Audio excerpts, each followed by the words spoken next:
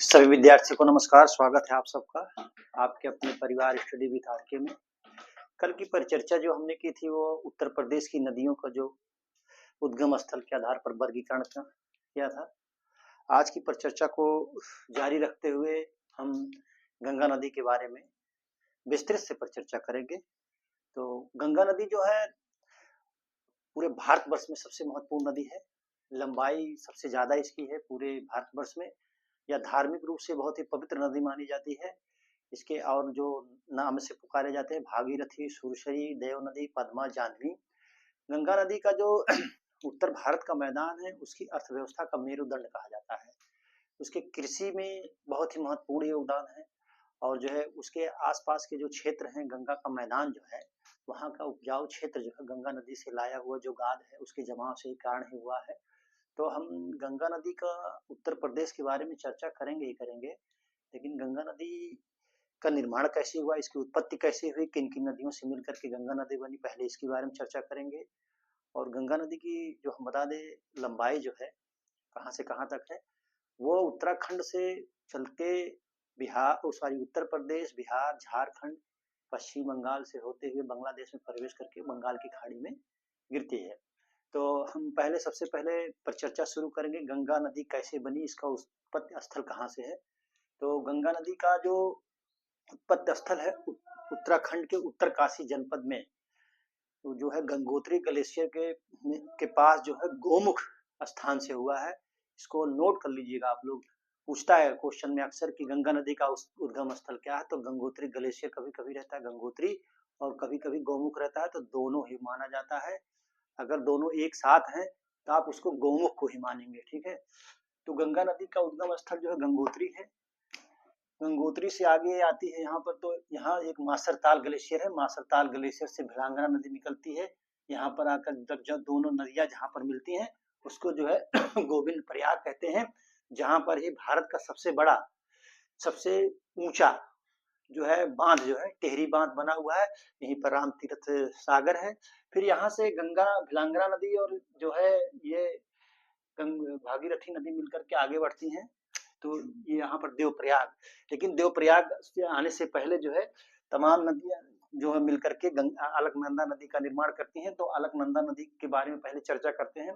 ये सतोपथ ग्लेशियर है। सतोपथ ग्लेशियर से ही दो नदियां निकलती हैं, विष्णु गंगा और धौली गंगा। विष्णु गंगा और धौली गंगा जहाँ पर मिलती है उसको जो है विष्णु प्रयाग कहते हैं। विष्णु प्रयाग पे ही हमारा जो चारों धाम का एक स्थल है बद्रीनाथ स्थित है, जिसको जो वहाँ पर जोशी मठ भी स्थित है। फिर यहाँ से विष्णु प्रयाग से अलकनंदा जब आगे निकलती है तो यहाँ पर एक नदी आकर के मिलती है नंदाकिनी नदी, जिसे नंद प्रयाग कहते हैं। नंद प्रयाग से आगे निकल के अलकनंदा नदी आगे जब आती है तो यहाँ जो एक स्थल है यहाँ पर आकर पिंडार नदी मिलती है, तो जिसको जो है कर्ण प्रयाग कहते हैं। कर्ण प्रयाग, फिर उसके बाद अलकनंदा जब नदी आगे बढ़ती है तो फिर वहां से जो एक चौरीबाड़ी ग्लेशियर है, चौरीबाड़ी ग्लेशियर से जो है मंदाकिनी नदी निकलती है। मंदाकिनी नदी पर ही केदारनाथ धाम स्थित है। कभी कभी इसको नोट कर लीजिए आप लोग, क्वेश्चन पूछा जाता है कि केदारनाथ जो तीर्थ स्थल है वह किस नदी पर बसा हुआ है, तो आप इसको मंदाकिनी लगाएंगे। बद्रीनाथ यहाँ जो है अलकनंदा विष्णु गंगा और धौली गंगा के उस पर जो है संगम पे है, और केदारनाथ जो है मंदाकिनी नदी पर है। केदारनाथ मंदाकिनी नदी और अलकनंदा जहाँ पर इनका संगम होता है इसको रुद्रप्रयाग कहते हैं। रुद्रप्रयाग फिर आगे अलकनंदा रुद्रप्रयाग से आगे जब बढ़ती है तो भागीरथी नदी से मिलती है, जहाँ पर इसको देवप्रयाग बोलते हैं। तो मैं आपको बताना चाहता हूँ कि यहाँ से किस किस टाइप के क्वेश्चन बनते हैं। तो पहले तो पूछ लेता है कि धौली गंगा और विष्णु गंगा जहाँ पे मिलती है उसको क्या कहा जाता है, मैचिंग में अक्सर आता है। उसके बाद जो है नंद प्रयाग दे देगा। उसके नंद प्रयाग में जो नंदाकिनी और अलकनंदा का रहता है। पिंडार, कर्ण प्रयाग जो है कर्ण प्रयाग और अलकनंदा के जहाँ पिंडार नदी और अलकनंदा जहाँ पे मिलती है उसको क्या कहते हैं, तो कर्ण प्रयाग कहते हैं। मंदाकिनी और जो अलकनंदा जहाँ मिलती है उसको रुद्र प्रयाग कहते हैं। भागीरथी नदी और अलकनंदा जहाँ करके मिलती है उसको जो है वो देव प्रयाग स्थल होता है। यहीं से ही नदी जो है गंगा नदी कहलाती है। और गंगा नदी अब यहाँ से आगे निकलती है तो मैदानी क्षेत्र में दक्षिण पश्चिम दिशा से उत्तर पश्चिम दिशा से दक्षिण पूर्व दिशा की ओर चलती है। तो आगे आती है जो है हरिद्वार में ही गंगा नदी जो है मैदानी क्षेत्र में प्रवेश करती है। फिर यहाँ से चलने के बाद यहाँ से चलने के बाद गंगा नदी जो उत्तर प्रदेश में जहाँ सबसे पहले प्रवेश करती है वो उत्तर प्रदेश का बिजनौर जिला है। ये भी क्वेश्चन बनता है कभी कभी कि जो है उत्तर प्रदेश के किस जिले में जो है सबसे पहले गंगा नदी प्रवेश करती है। और क्वेश्चन ये भी बनता है कि गंगा नदी पहाड़ों से उतर करके मैदानी क्षेत्र में किस जिले में सबसे पहले प्रवेश करती है। तो ये दो क्वेश्चन बन सकते हैं। हरिद्वार भी बन सकता है, बन सकता नहीं, बनता है, और बिजनौर भी पूछा जाता है।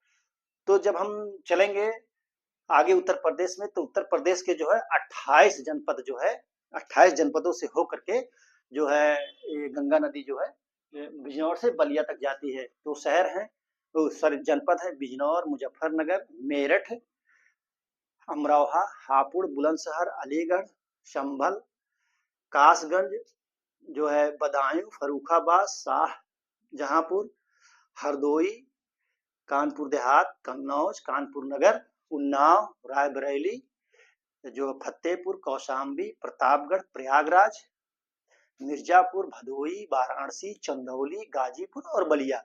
इन चारों से होकर के, इन जनपदों से होकर के जो है गंगा नदी गुजरती है। और जो इसके गंगा नदी के किनारे जो है महत्वपूर्ण शहर बसते हैं, वो शहरों का नाम मैं बोल दे रहा हूँ, आप नोट कर लीजिएगा वीडियो चला करके। वो शहर है हसनापुर, गढ़मुक्तेश्वर जो कि मेरठ में पड़ते हैं, अनूपशहर और नरोरा, ये जो है बुलंदशहर में पड़ते हैं। नरोरा क्या है? नरोरा जो है परमाणु ऊर्जा केंद्र है नरोरा, इसको आप नोट कर लीजिए। नरोरा पूछता है क्वेश्चन कभी कभी कि जो है परमाणु ऊर्जा जो केंद्र है वो नरोरा किस जिले में है, तो वो बुलंदशहर जिले में है और जो है गंगा नदी के किनारे बसा हुआ है। फतेहगढ़ पड़ता है, आगे चलेंगे तो बिल्लौर आपको मिलेगा, फिर बिठूर जो कानपुर में है, श्रृंगेश्वर और सिरसा जो है आपको जो प्रयागराज में स्थित है। प्रयागराज भी जो है गंगा नदी और यमुना और सरस्वती के संगम पे बसा हुआ है। वाराणसी आपको मिलेगा, चुनार मिलेगा, सैदपुर, ये सारे शहर जो है, सैदपुर गाजीपुर में है, चुनार मिर्जापुर में है, ये सारे जो है शहर जो है गंगा नदी पर बसे हुए हैं। गंगा नदी जो है थोड़ा सा मैं इसको मिटा दे रहा हूँ, आप नोट कर लीजिए।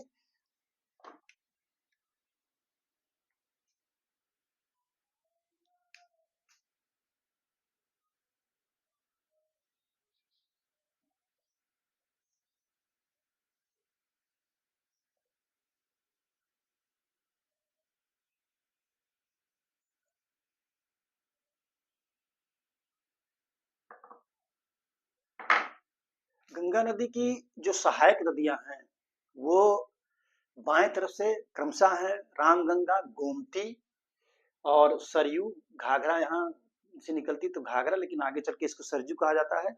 सरयू नदी, काली या शारदा नदी, उसके बाद राप्ती नदी, गंडक नदी। इन नदियों के बारे में विस्तृत आपको अगले क्लास में बताऊंगा। अब जो है दाहिने बाएं तरफ से है, ये बाएं तरफ से मिलने वाली नदियां हैं और पहाड़ मतलब पहाड़ ग्लेशियर से इन सारी नदियों का उद्गम स्थल है। और जो है आप ये जो है यमुना नदी जो भी उत्तराखंड से जो है यमुनोत्री से निकलती है और उत्तर प्रदेश में सहारनपुर में प्रवेश करती है और ये उत्तर प्रदेश और बिहार का बॉर्डर बनाते हुए दिल्ली से ऐसे आते हुए ये जो है प्रयागराज में यहाँ पर गंगा नदी से मिलती है। ये गंगा नदी की ही नहीं, भारत की सबसे बड़ी सहायक नदी है। ये कभी कभी क्वेश्चन पूछ लिया जाता है कि भारत की ऐसी कौन सी नदी है जो सबसे बड़ी सहायक नदी है, तो यमुना नदी जो है सबसे बड़ी सहायक नदी है। उसके बाद आप आगे बढ़ेंगे, यहाँ से जो है टोंच, कर्मनाशा और जो है चंद्रप्रभा नदियां आकर के मिलती हैं उत्तर प्रदेश में। आगे और नदियां सोन भी मिलती हैं, लेकिन हम उत्तर प्रदेश के बारे में आपको बता रहे हैं, उत्तर प्रदेश के बारे में बता रहे हैं, ठीक है। उत्तर प्रदेश जो गंगा नदी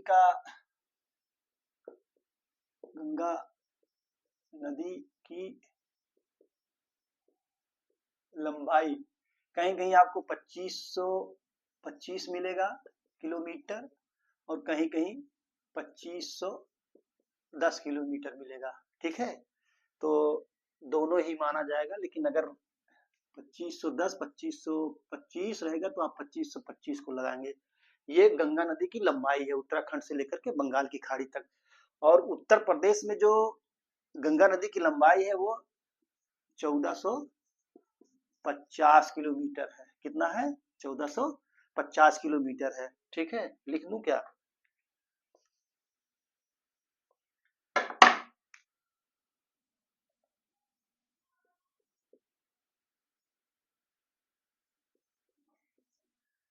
ये भारत की सबसे लंबी नदी है। उत्तर प्रदेश में इसकी लंबाई, उत्तर प्रदेश में गंगा नदी की लंबाई है 1450 किलोमीटर। ठीक है, 1450 किलोमीटर है।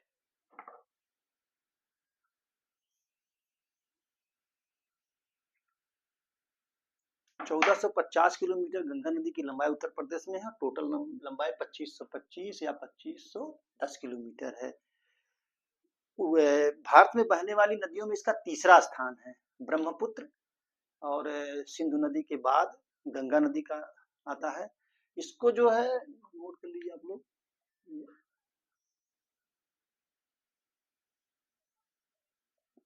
राष्ट्रीय नदी का दर्जा कब मिला? राष्ट्रीय नदी का दर्जा प्राप्त हुआ नवंबर 2008 ईस्वी में। राष्ट्रीय नदी है, गंगा नदी हमारी राष्ट्रीय नदी है और इसको जो है राष्ट्रीय नदी का दर्जा जो है नवंबर 2008 में प्राप्त हुआ। और जो है राष्ट्रीय गंगा नदी पे एक राष्ट्रीय जल मार्ग है। गंगा नदी राष्ट्रीय जल मार्ग एक जो है गंगा नदी पर ही है, जो हल्दिया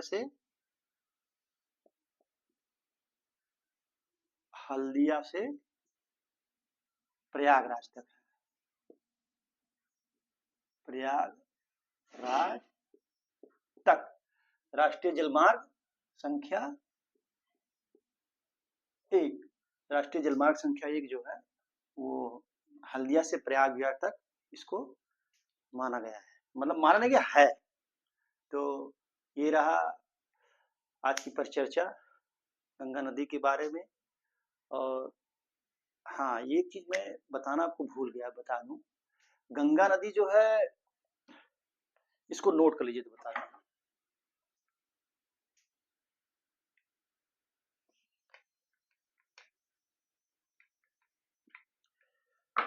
गंगा नदी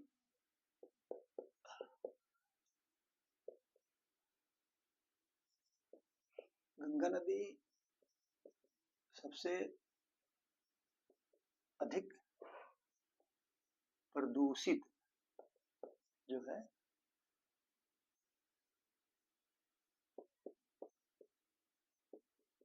कन्नौज से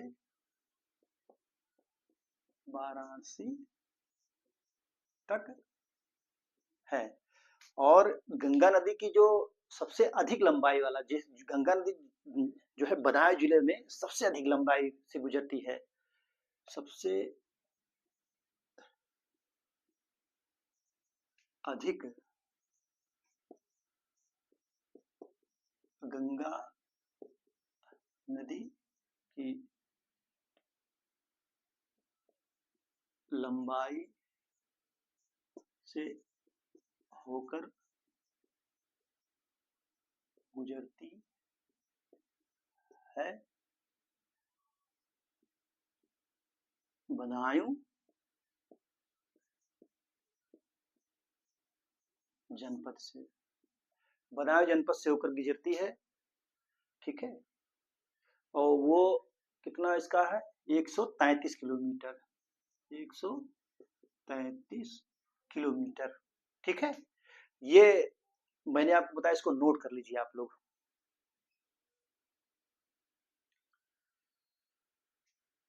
तो आज की परिचर्चा में बने के रहने के लिए बहुत बहुत धन्यवाद। Thank you so much.